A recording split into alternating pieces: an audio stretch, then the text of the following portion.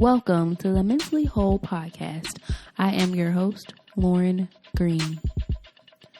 This podcast is a safe place for us to have weekly discussions about mental health, Christ, personal development, and the tools to live our best lives. Please stay tuned for a new episode. Welcome to another episode of the Mentally Whole podcast. I am your host, Lauren Green, and welcome to a new episode. I hope you guys are doing well during this quarantine.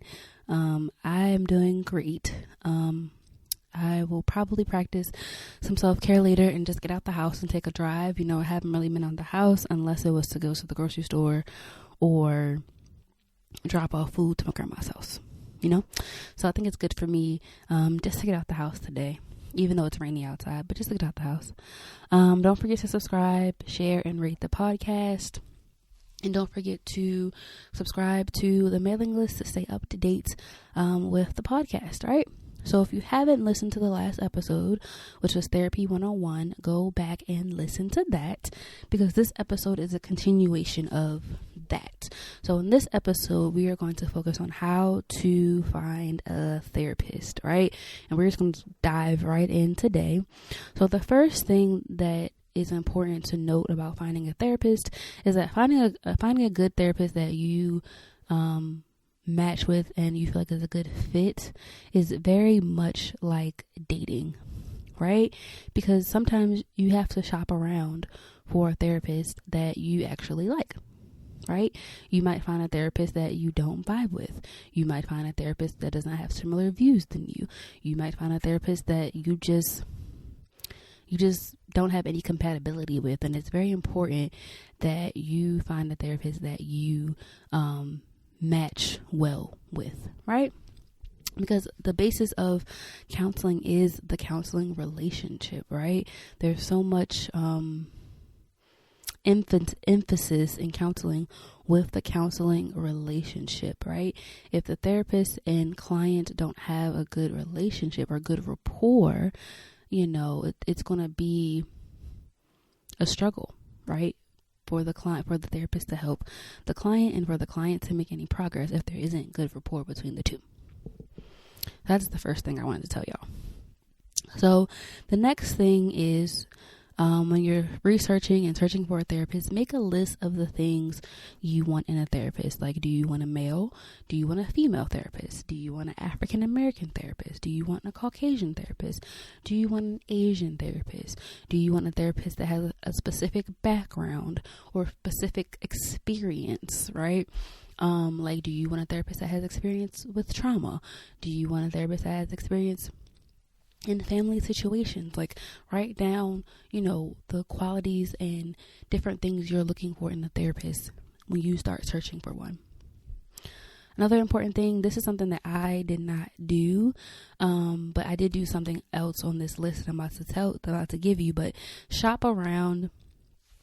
I hear many people advise to shop around, interview different therapists to see if they are a good fit.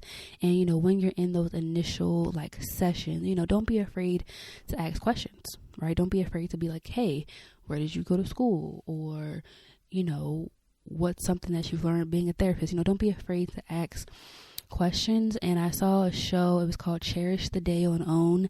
And, the couple on there were a good example of shopping around for a therapist. In one particular episode, I think it was the 5th episode, they were shopping around for a therapist. And in the episode, you see them, telling each therapist hey, we're shopping around. We want to make sure that we find a good fit. And they saw 3 different therapists in the entire episode. But I thought it was good because not every therapist you're going to have, a good connection with. And I really like that they made that a topic in the episode of shopping around.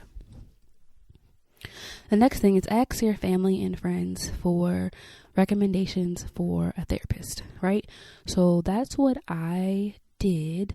So many years ago, maybe 5 years ago, one of my old coworkers, we had went to Coppin together, and she was seeing a therapist, and she gave me her card. But at the time, I wasn't ready to, go to therapy. And when I was searching for a therapist, I kept seeing this person's name, and I'm like, I know this name from somewhere. Like, I just know it, right? I just know this name from somewhere. And so I texted my friend. I said, hey girl, do you know this person on this site? She was like, yes, that was my therapist for 2 years, right? And off of her recommendation, she was like, she's very nice, she's very sweet. You know, I went to her for 2 years. And I was like, you went to her for 2 years? That must mean she good. Okay. So I picked a therapist based off the recommendation of my friend, right? And oftentimes you will trust the people in your life with their recommendations, right? You trust them because you know them and you know they wouldn't lie to you. The next thing that you could possibly do is to check out your insurance website. So I also did this when I was searching for a therapist. I had to make an account with Cigna, because I have Cigna insurance, and I looked through. There's like a tab for like mental health, or they have different sections for like doctors, mental health, OBGYN, all the things. And so I went to that website to see what therapists in my area accept Cigna, right? And there was tons of therapists that accepted Cigna. So I had a lot of different pages to go through, but essentially, I didn't pick anybody off the insurance website, but it is an option because sometimes, you know, certain therapists don't take your insurance.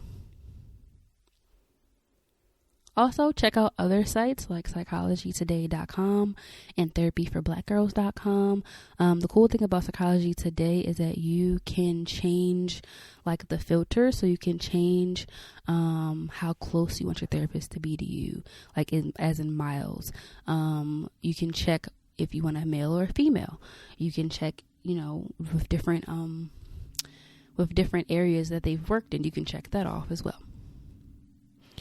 Another thing that's important to note when searching for a therapist, make sure you are able to continue making the investment into yourself. So please discuss budget and understand your own budget for services.